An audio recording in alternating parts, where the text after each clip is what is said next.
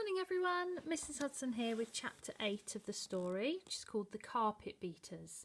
Following on from chapter 7 yesterday where Jim said that he was going to leave the workhouse, so we'll see what happens in this chapter. Jim knew that he would have to make his break before old Marion did her rounds for the night. He had no idea how he was going to do it. At supper time he stuffed his cheese in his pocket and Tip passed his own share along to him. At the end of the meal, Mr. Sissons stood up on his dais. All the shuffling and whispering stopped. He moved his body slowly round, which was his way of fixing his eyes on everyone, freezing them like statues. "I'm looking for some big boys," he said, "to help the carpet beaters." He waited in the silence, but nobody moved. "Just as I would expect. A rush to help when there is sickness in the wards." A cold sigh seemed to ripple through the room. Mr. Sissons laughed into it in his dry, hissing way. "It might be cholera, my dears, that's what I hear. I've 2,000 mouths to feed here, and someone has to earn the money, cholera or not. Somebody has to buy the medicine. Somebody has to pay for the burials." He moved his body round in its slow, watchful circle again. "Plenty of big, strong boys here, eating every crumb I give them, and never a word of thanks." He stepped down from his dais and walked along the rows, cuffing boys on the back of their heads as he passed them. "I want you all up in the women's ward straight after supper, and you don't come down again till all the carpets are done." "What's carpets?" asked Jim. "Dunno," Tip whispered. "They come from the rich houses and the women here beat 'em and then they send them home." "I'm going with them," Jim said suddenly, standing up as soon as the older boys did. "A daft boy you are," said Tip. "He asked for big boys." "You coming or not?" Jim darted off after the big boys and Tip ran after him. They were taken into one of the infirmary wards. As soon as he saw the people in their beds, Jim thought again about his mother. Was this the room she had been taken into the night they arrived?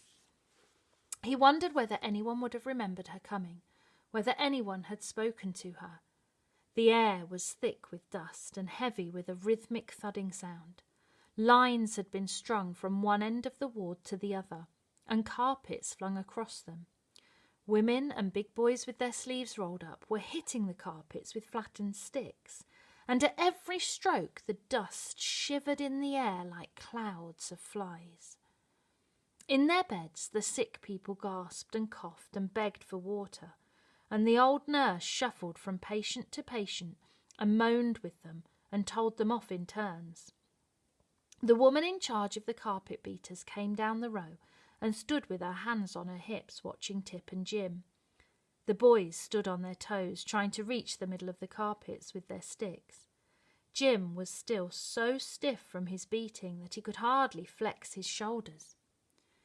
"Now who sent you two along?" the woman laughed. "Might as well get a pair of spiders to come and do the job."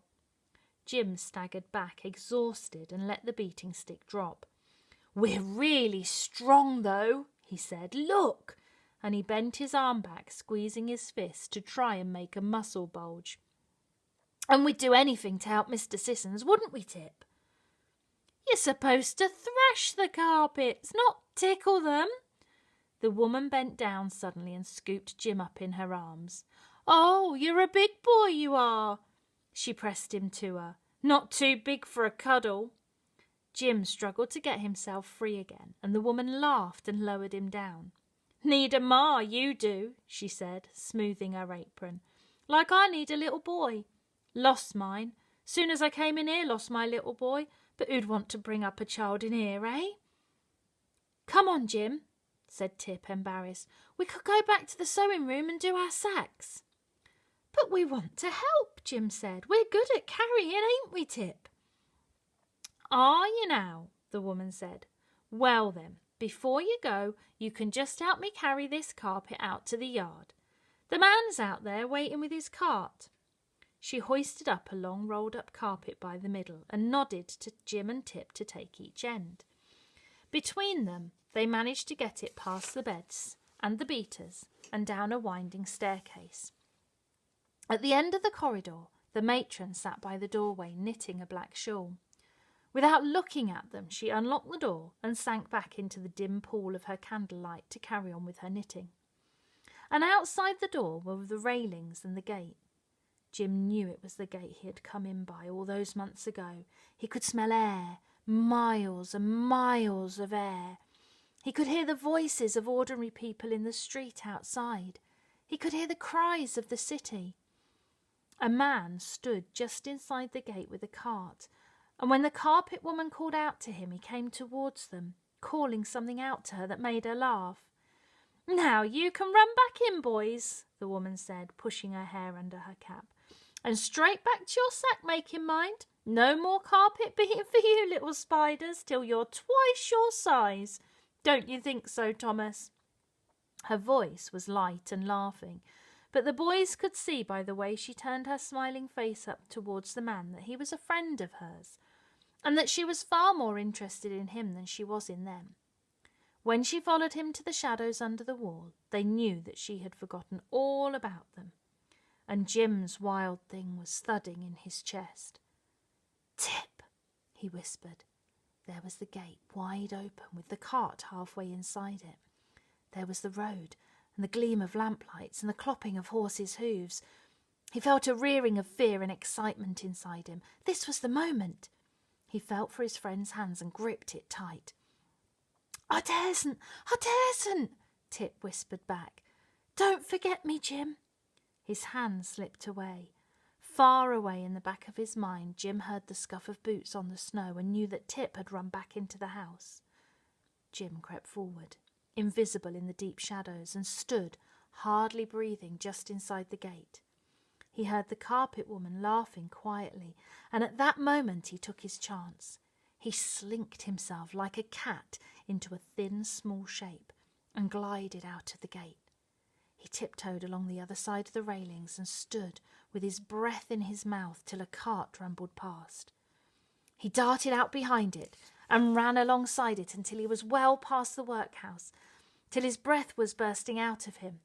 At last he fell, weak and panting, into the black well of a side alley. He was free. Wow, so he's taken his chance, but is he really free? Mr. Sissons, I don't think, is going to let it go that somebody's escaped from the workhouse. So what do you think is going to happen? Is Mr. Sissons going to call the police, send out a search party? And what's going to happen to Jim when he's captured? Those Victorian punishments were quite severe. What possibly could they do to him as a punishment when they catch him for running away?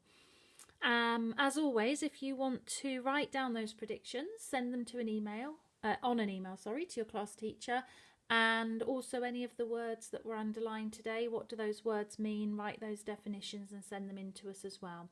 And I hope you're looking forward to hearing the next chapter tomorrow.